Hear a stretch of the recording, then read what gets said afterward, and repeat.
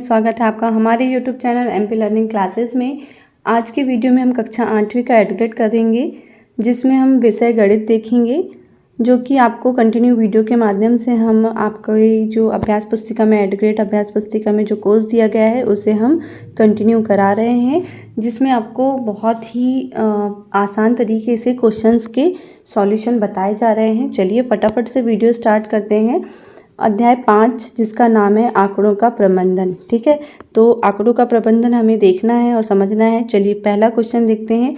ये सारे ही क्वेश्चंस आपके एग्जाम के दृष्टिकोण से बहुत महत्वपूर्ण हैं, तो सारे ही क्वेश्चंस को बहुत ध्यान से पढ़िएगा। क्वेश्चंस है, पहला क्वेश्चन है, जब एक पासे को फेंका जाता है तो निम्नलिखित प्रत्येक घटना से प्राप्त होने वाले परिणाम को लिखिए। ठीक है, तो आपको परिणाम बताना है जब किसी पासे को फेंका जाता है तब। तो आपका पहला इसका है क्वेश्चन, 4 से बड़ी एक संख्या हो। ठीक है, तो आप सभी जानते हैं पासे के कुल परिणाम कितने हो सकते हैं, 1 2 3 4 5 6। ठीक है, 6 परिणाम हो सकते हैं। आपको बोल रहा है, क्वेश्चन पूछा गया है 4 से बड़ी एक संख्या हो के परिणाम पूछा है, तो 4 से बड़ी कौन कौन सी संख्या होंगी, 5 और 6। ठीक है, नेक्स्ट आपका ब नंबर का क्वेश्चन है, 4 से बड़ी संख्या ना हो। ठीक है, तो 4 से बड़ी संख्या नहीं होने के परिणाम कौन कौन से होंगे, 1 2 और 3। ठीक है, नेक्स्ट क्वेश्चन है आपका क्वेश्चन नंबर 2, एक थैले में 10 कंचे हैं। ठीक है, जिनमें 4 सफ़ेद 3 लाल 2 नीले और 1 हरा है। थैले में से बिना देखे कंचे निकाले जाते हैं, निम्नलिखित की प्रायिकता क्या होगी। ठीक है, तो आपको प्रायिकता बतानी है, मतलब कि प्रायिकता इट मीन्स संभावना कि कौन से कलर के कंचे निकलने की कितनी प्रायिकता है। ठीक है, पहला क्वेश्चन है लाल कंचे प्राप्त करना, तो उसकी प्रायिकता, लाल कंचे निकलने की प्रायिकता क्या होगी। तो चलिए देखते हैं, लाल कंचे हमारे पास कितने हैं, 3 लाल कंचे हैं। ठीक है, प्रायिकता का सूत्र है अनुकूल परिणाम, मतलब जो परिणाम आपको हो सकते हैं वो आपको ऊपर लिखना है और नीचे है कुल परिणाम। ठीक है, तो 3 लाल कंचे हैं, तो अनुकूल परिणाम क्या होगा, अनुकूल परिणाम में आपके आ जाएंगे 3। ठीक है, और कुल परिणाम कितने हो सकते हैं, थैले में कितने कंचे हैं, 10। ठीक है, तो 3/10 अर्थात जो आपकी प्रायिकता होगी वो 3/10 होगी। ठीक है, नेक्स्ट क्वेश्चन है आपका, सफ़ेद कंचा ना प्राप्त करना। ठीक है, तो सफ़ेद कंचे कितने हैं, 4 दिए गए हैं, तो ना प्राप्त करना मतलब कुल कंचे कितने, 10, और जो ना प्राप्त करना मतलब जो सफ़ेद कंचे नहीं हैं, कितने नहीं हैं, 6 कंचे नहीं हैं।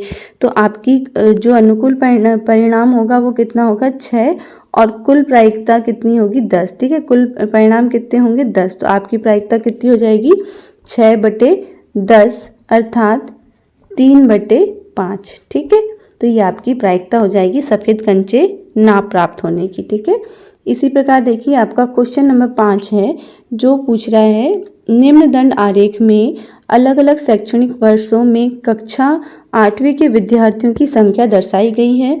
दंड आरेख को देखकर निम्नांकित प्रश्नों के उत्तर दीजिए। ठीक है, तो ये दंड आलेख बनाया गया है, जिसमें आपको एक साइड क्या शैक्षणिक कार्य दिखाए गए हैं और एक साइड अभ्यर्थियों की संख्या कक्षा 8वीं के। ठीक है, तो चलिए देखते हैं, क्वेश्चंस देखते हैं। आपको क्वेश्चन के रूप में कौन कौन से क्वेश्चन पूछे जा रहे हैं, आप ये अच्छे से देख लीजिए आरेख को, है ना। यहाँ 50 से लेकर 350 तक दिया गया है, और यहाँ पे 2003 से लेकर 2008 तक के शैक्षणिक वर्ष दर्शाए गए हैं। ठीक है, चलिए फटाफट से देखते हैं। पहला क्वेश्चन है, इस दंड आरेख द्वारा क्या सूचना दी गई है। तो इसका आंसर आप लिख सकते हैं, यह दंड आरेख विभिन्न शैक्षणिक वर्षों में कक्षा 8वीं के विद्यार्थियों की संख्या दर्शाता है। ठीक है, क्या यह दंड आरेख विभिन्न शैक्षणिक वर्षों में कक्षा 8वीं के विद्यार्थियों की संख्या दर्शाता है, मतलब किस वर्ष कक्षा 8वीं की विद्यार्थियों की संख्या कितनी थी। ठीक है, सेकंड क्वेश्चन है आपका, किस वर्ष में विद्यार्थियों की संख्या में अधिकतर वृद्धि हुई। ठीक है, तो आप आरेख देखकर बता सकते हैं कि वृद्धि किस वर्ष ज़्यादा हुई। तो इस वर्ष में क्या हुआ था, देखिए यहाँ पर वृद्धि सबसे ज़्यादा दिख रही है, यहाँ पर कम है, यहाँ पे भी कम है ना। तो 2004 और 5 में वृद्धि ज़्यादा हुई थी, यहाँ पर वृद्धि हुई थी 100 से सीधे 200 वृद्धि हुई थी, ठीक है। तो आपका आंसर क्या हो जाएगा 2004-5 में, ठीक है। नेक्स्ट क्वेश्चन है, किस वर्ष में विद्यार्थियों की संख्या अधिकतम थी? तो सबसे अधिकतम किस वर्ष में है? देखिए सबसे अधिकतम विद्यार्थियों की संख्या 2007 और 8 में। तो आपका आंसर क्या हो जाएगा 2007 और 8 में विद्यार्थियों की संख्या अधिकतम थी। लास्ट क्वेश्चन है आपका, बताइए कि यह सत्य है या असत्य। 2005-6 में विद्यार्थियों की संख्या 2003-4 की संख्या की दोगुनी है। तो देखते हैं 2005-6 में विद्यार्थियों की संख्या 5-6 में विद्यार्थियों की संख्या 2003-4 में विद्यार्थियों की संख्या की दोगुनी है। यहाँ पे देखिए 100 है और यहाँ पर कितनी है 250 है ना। तो ये दोगुनी है नहीं है, ठीक है। दोगुनी कौन सी है 4 और 5 वाली। तो ये क्या होगा आपका असत्य होगा, ठीक है। चलिए फटाफट से नेक्स्ट क्वेश्चन देखते हैं आपका क्वेश्चन नंबर 4। निम्न द्विखंड आरेख में 2 शैक्षणिक वर्षों में एक विद्यार्थी द्वारा अलग अलग विषयों में प्राप्त किए गए अंक दिए गए हैं। द्विखंड आरेख को देखकर निम्नलिखित प्रश्नों के उत्तर दीजिए। तो देखिए एक साइड आपको दिया गया है एक विद्यार्थी द्वारा प्राप्त किए गए अंक, ठीक है। और यहाँ पर नीचे साइड दिया गया है विषय, किस विषय में कितने अंक प्राप्त किए गए इस दंड आरेख के द्वारा आपको दर्शाया गया है, ठीक है।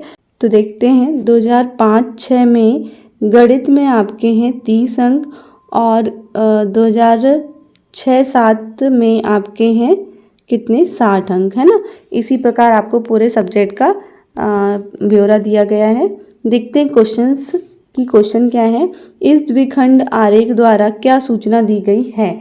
तो देखते हैं है 2005-6 और 6-7 में विभिन्न विषयों में प्राप्त अंकों की तुलना दर्शाता है, ठीक है। नेक्स्ट है, किस वर्ष में विद्यार्थी के प्रदर्शन में सबसे अधिक सुधार हुआ है।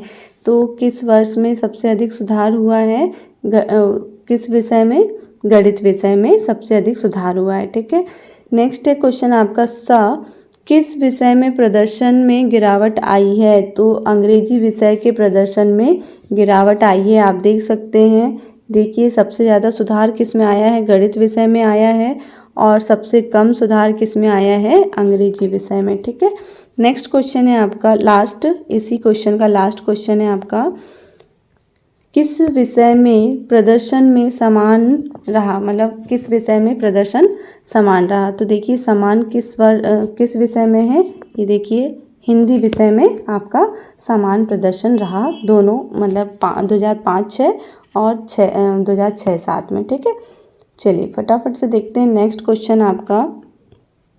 प्रश्न 5वां है, 10 पृथक पर्चियों पर 1 से 10 तक संख्या लिखी हुई है। एक पर्ची पर एक संख्या, उन्हें एक बॉक्स में रखकर अच्छी प्रकार से मिला दिया जाता है। बॉक्स के अंदर से बिना देखे एक पर्ची निकालनी है, निम्नलिखित की प्रायिकता बताइए, ठीक है।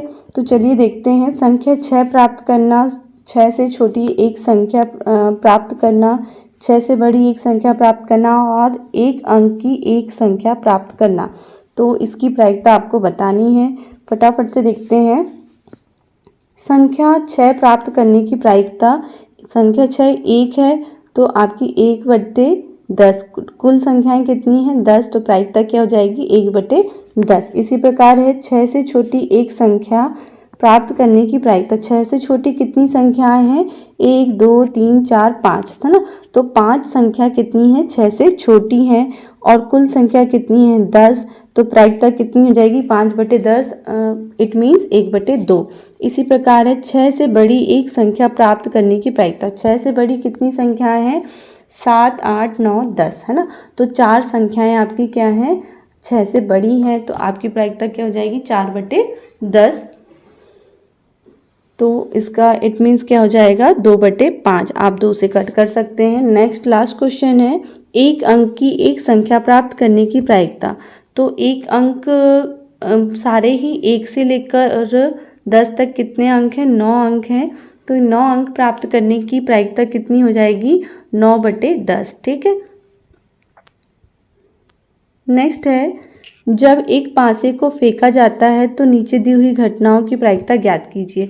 तो पासा देखते हैं, एक अभाज्य संख्या नहीं है, 5 से बड़ी एक संख्या, 5 से बड़ी एक संख्या नहीं। ठीक है, तो इसकी प्रायिकता देखते हैं हम। अभाज्य संख्या कौन कौन सी हो जाएंगी पासे में? अभाज्य संख्याएं 2, 3, 5। ठीक है, चूंकि पासे में सिर्फ 6 संख्याएं होती हैं तो आपकी अभाज्य संख्या कौन कौन सी हो जाएंगी? 2, 3 और 5। अभाज्य संख्या नहीं है तो 1, 4 और 6 ये क्या हो जाएंगे आपकी अभाज्य संख्या नहीं में। 5 से बड़ी एक संख्या केवल 6 होगी, 5 से बड़ी एक संख्या नहीं। तो 5 से बड़ी 1, 2, 3, 4, 5 ये सारी संख्याएं आपकी 5 से बड़ी नहीं होंगी। ठीक है, नेक्स्ट क्वेश्चन है क्वेश्चन नंबर 7। दी गई पाई चार्ट में सिंचाई के विभिन्न तरीकों को दर्शाया गया है। पाई चार्ट पढ़ें और निम्नलिखित प्रश्नों के उत्तर दीजिए। ठीक है, तो देखिए ये पाई चार्ट में आपको दिया गया है ट्यूबवेल 25%, नहर 46% और आपका अन्य तरीके हैं 12% और टैंक 17%। ठीक है, तो सिंचाई किस किस तरीके से की जाती है और कितने प्रतिशत की जाती है आपको ये पाई चार्ट में दिया गया है। इसके आधार पर आपको क्वेश्चंस के आंसर देने हैं।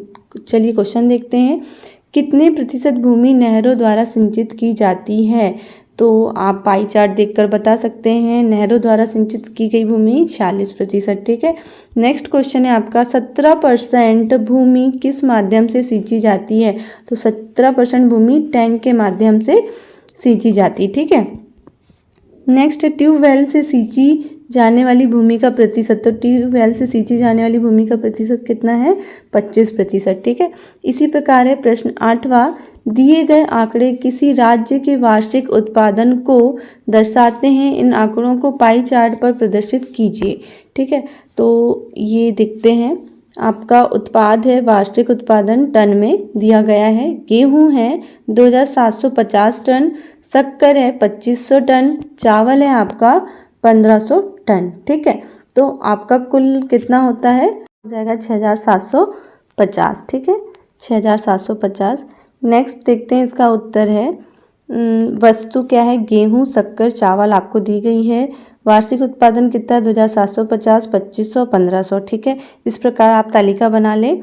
संपूर्ण का भाग देखते हैं 2750, कुल भाग कितना है? 6750। तो आपका जो भिन्न प्राप्त होगी वो क्या होगी? 11/27। ठीक है, तो केंद्रीय कोण आपको निकालना है, जिसमें देखिए 11/27 गुणा 360 डिग्री। ठीक है, तो आप इसका विभाजन कर सकते हैं, है ना। आपका निकल जाएगा कितने डिग्री? 147 डिग्री केंद्रीय कोण निकल जाएगा। ठीक है, नेक्स्ट शक्कर 2500 बटे 6750 कुल का भाग दे देंगे तो कितना आएगी भिन्न? 10/27, जिसको 360 से गुणा करेंगे तो आपका क्या निकल जाएगा? केंद्रीय कोण। तो क्या हो जाएगा? शक्कर 133%। इसी प्रकार चावल का निकल जाएगा 80 डिग्री। ठीक है, तो इस प्रकार आप क्या कर सकते हैं? पाई चार्ट का निर्माण कर सकते हैं। ठीक है, नेक्स्ट है आपका क्वेश्चन नंबर 9। 772 विद्यार्थियों के स्कूल आने जाने के विभिन्न साधनों को पाई चार्ट में दर्शाया गया है। चार्ट देखें और निम्नलिखित प्रश्नों के उत्तर दें। ठीक है, तो देखते हैं पाई चार्ट आपको दिया गया है। पैदल जाते हैं 80 डिग्री। ठीक है, बस से 120 और कार से 70 और साइकिल से 90। ठीक है, तो इसके क्वेश्चंस के आंसर हम थोड़ा सॉल्व कर लें। कितने विद्यार्थी साइकिल से स्कूल जाते हैं? तो विद्यार्थी साइकिल से स्कूल जाने वाले कितने हैं? 90 डिग्री, है ना। तो देखते हैं 90 डिग्री में आप 360 का भाग देंगे तो आपके पास भिन्न प्राप्त होगी 104। इट मीन्स 101/4 जो विद्यार्थी हैं वो साइकिल से जाते हैं और उनकी संख्या प्राप्त करने के लिए हम कुल विद्यार्थियों की संख्या से गुणा करेंगे, जिसमें कि हमको प्राप्त होगी 168 विद्यार्थी क्या होते हैं? साइकिल से सफ़र करते हैं। ठीक है, नेक्स्ट है आपका क्वेश्चन कितने विद्यार्थी बस से स्कूल जाते हैं? तो बस से स्कूल 120 डिग्री आपको पाई चार्ट में दिया गया है, जिसका जो पाई चार्ट का कुल है भाग है कितना है? 360। 360 का आप भाग देंगे तो आपकी भिन्न प्राप्त होगी 1/3। मतलब 1/3 भाग क्या होगा? जो बस से स्कूल जाते हैं उन बच्चों का है, ठीक है। तो बच्चों की संख्या जो कि बस से स्कूल जाती है उसे ज्ञात करने के लिए बच्चों की संख्या से गुणा करेंगे तो आपको बस से स्कूल जाने वाले विद्यार्थियों की संख्या प्राप्त हो जाएगी, ठीक है। तो कितनी संख्या प्राप्त हुई? 224, ठीक है। इसी प्रकार आपका लास्ट क्वेश्चन है क्वेश्चन नंबर 10। दिए गए आंकड़े व्यक्तियों के एक समूह द्वारा पसंद किए जाने वाले रंगों को दर्शाते हैं। इन आंकड़ों को पाई चार्ट पर प्रदर्शित कीजिए, ठीक है। तो व्यक्तियों का प्रतिशत है, यहाँ पर दिया गया 45%, 30% और 25%। रंग आपको दिया गया लाल, हरा और पीला। इट मीन्स लाल पसंद करने वाले 45%, हरा पसंद करने वाले 30% और पीला पसंद करने वाले कितने हैं? 25% है। पाई चार्ट बनाने के लिए सर्वप्रथम हमें तालिका बनानी होगी। देखते हैं, रंग है आपके लाल, हरा, पीला। व्यक्तियों का प्रतिशत लाल पसंद 45%, हरा 30% और 25% पीले वाले, ठीक है। तो संपूर्ण भाग कितना होगा आपका? 45/100, क्योंकि ये आपको प्रतिशत में दिया गया है। संपूर्ण भाग निकलेगा 9/20। इसी प्रकार 30%, इट मीन्स 30/100 और 25% बटे मतलब 25%, इट मीन्स 25/100। तो आपकी भिन्न प्राप्त होगी 9/20। और यहाँ पे हरा पसंद करने वाले व्यक्ति कितने हैं? 3/10। और इसी प्रकार हो जाएंगे 1/4 पीला पसंद करने वाले, ठीक है। तो आपको केंद्रीय कोण निकालना पड़ेगा पाई चार्ट बनाने के लिए। तो केंद्रीय कोण बनाने के लिए क्या करेंगे? जो भिन्न प्राप्त हुई है उसमें जो आपका 360 डिग्री का जो आपका सर्कल होता है उससे आपको क्या करना है? मल्टीप्लाई करना है, ठीक है, टोटल से। तो 9/20 गुणा 360 बराबर कितना हो जाएगा? 162। तो लाल पसंद करने वाले व्यक्ति कितने हो जाएंगे? 162 डिग्री का कोण बनाएंगे। कौन? लाल पसंद करने वाले, ठीक है। इसी प्रकार आपका होगा 3/10 आपकी भिन्न है जो कि हरा पसंद करते हैं और आपको 360 से मल्टीप्लाई करना होगा तो आपकी संख्या प्राप्त हो जाएगी आपका एंगल प्राप्त हो जाएगा केंद्रीय कोण जो कि हरा पसंद करते हैं। 108 डिग्री जो है एंगल वो आपके लिए होगा किसका? हरा पसंद करने वाले व्यक्तियों का। इसी प्रकार से 1/4 आपकी भिन्न है जो कि पीला पसंद करती है और उसको टोटल आप केंद्रीय कोण याद करेंगे। तो 1/4 का गुणा करेंगे 360 से, ठीक है। तो 360 से गुणा करने पर आपको प्राप्त होगा 90 अंश जो कि पीला प्रतिशत करने वाले लोगों का केंद्रीय कोण माना जाएगा, ठीक है। तो ये आपका जो आज का चैप्टर था वो आपको वीडियो में कैसा लगा कमेंट बॉक्स में बताइए। प्लीज़ वीडियो को लाइक करना ना भूलें, चैनल को सब्सक्राइब करना ना भूलें। Thanks for watching. मिलते हैं नेक्स्ट वीडियो में।